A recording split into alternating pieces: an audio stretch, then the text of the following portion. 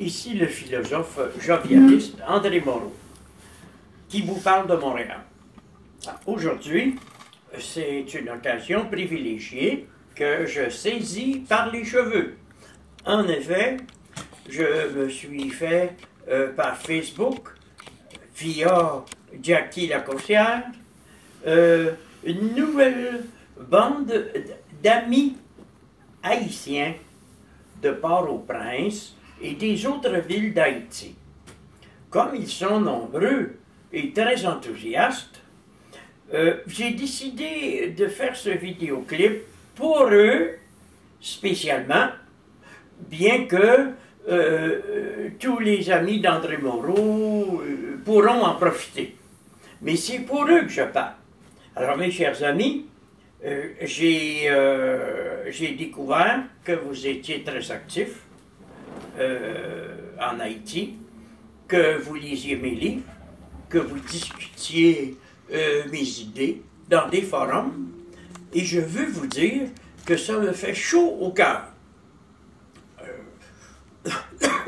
Comme c'est ma philosophie qui nous rassemble tous, je vais vous en parler un petit peu.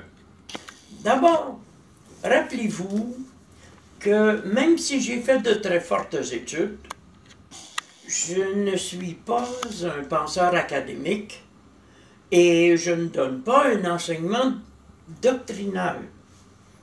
Mais je suis très articulé dans mon esprit. Rien n'a d'importance à mes yeux. Je pourrais presque dire qu'avec Nisargadatta, qu'il n'y aura jamais trop d'importance dans le... trop de destruction dans le monde, car rien n'a d'importance. Nisargadatta, là, ce n'est pas un nazi, là. Hein? C'est un mystique hindou sympathique, qui vivait à moitié nu, et qui avait une femme et des enfants. Il mangeait de la viande et fumait des cigarettes. Donc, c'est pas du tout ce qu'on pense. Mais pourquoi dit-il qu'il n'y aura jamais trop de destruction? Parce que c'est pas compliqué, là. Il n'y a pas grand-chose qui mérite notre considération. Quelques pensées, quelques humains qui savent bien vivre, qui ne se plaignent jamais, qui sont toujours dans un état de fête, oui. Mais vous comprenez que le jovialisme, c'est une façon d'éviter la politique et la religion. Donc, on ne tient pas compte de l'État, mais on n'est pas en lutte contre lui. On ne tient pas compte de la religion, tout simplement parce que quand on est dans la joie parfaite, on se sent Dieu et ce n'est pas nécessaire d'aller prier à l'église. Le jovialisme est né très spontanément. Je me rappelle que je lisais Nostradamus depuis l'âge de 12 ans et j'avais entendu parler du grand jovialisme. Il a fallu que 14 ans s'écoulent et une amie à l'époque, m'a rappelé, en 1966, que ce qui me caractérisait, c'était une façon joviale de voir la vie. Ça m'a beaucoup surpris, mais ça m'a rappelé le mot jovialiste de Nostradamus, qui est beaucoup plus sophistiqué. Beaucoup plus sympathique. Alors, voyez-vous, mes amis, tranquillement, l'idée a germé en moi. Et puis, à l'âge de 29 ans, en 1970, après avoir connu de nombreuses désillusions avec les maisons d'enseignement, j'ai décidé de lancer le mouvement jovialiste, qui n'a pas fait long feu, d'une douzaine d'années. Et surtout, de commencer à publier. Comme aucun éditeur ne voulait de moi, j'ai relevé mes manches j'ai dû aller à la télévision parce que les universités me fermaient leurs portes et j'ai financé la publication de mon œuvre. En 40 ans, j'ai bien investi $1 million, ce qui est beaucoup. N'oubliez pas, hein, je suis le fils d'une orpheline qui n'était pas instruite et d'un ouvrier émigré venant de Belgique qui a trouvé la vie très dure au Canada. D'autant plus que s'il n'y a pas de racisme au Canada, du moins je ne le crois pas, il y a de la xénophobie. J'ai lutté toute ma vie contre cette tendance à se méfier des étrangers. Et c'est avec chaleur qu'aujourd'hui, je m'exprime devant vous qui êtes en Haïti comme si vous étiez mes amis.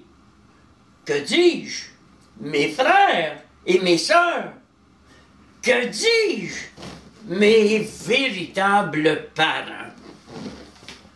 Vous devinez bien qu'à 77 ans, je demeure quelqu'un qui vit au-dessus de ses affaires.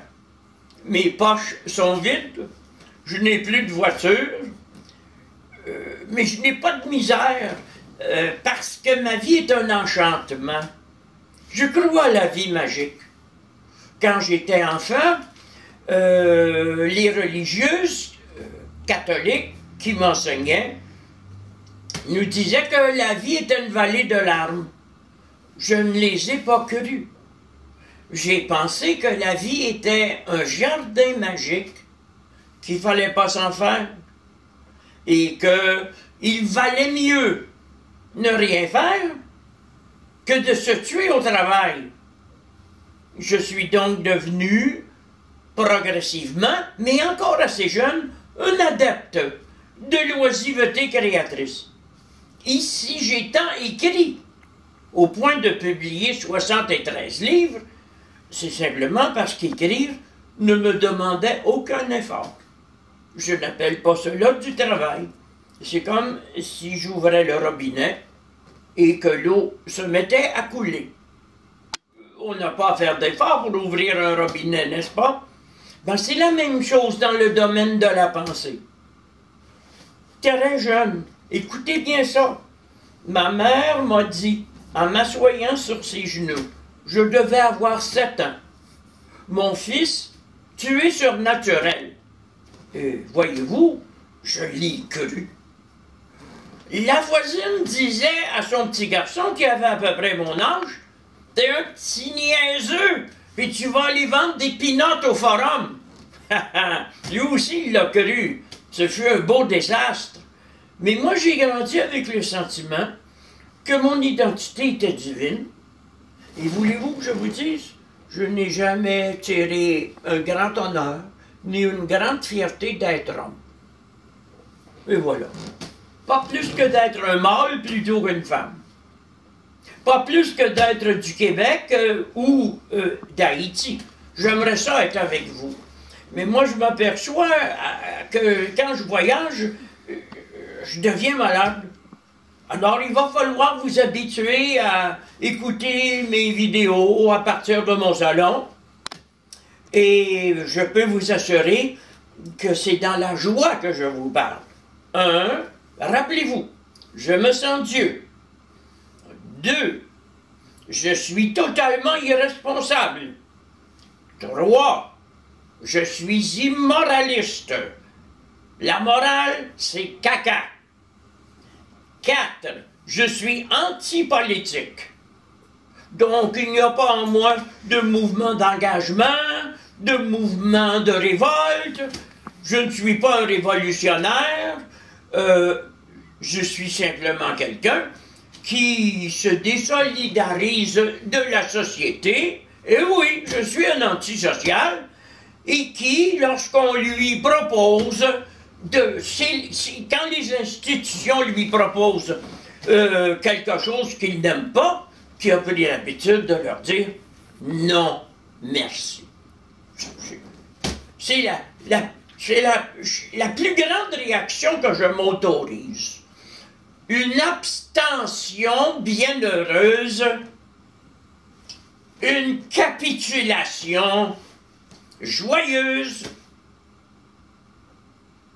une démission devant toutes les responsabilités du monde. Rappelez-vous le mot de Socrate que j'aime beaucoup en mourant, quand il a dit à ses disciples, « Prenez soin de vous.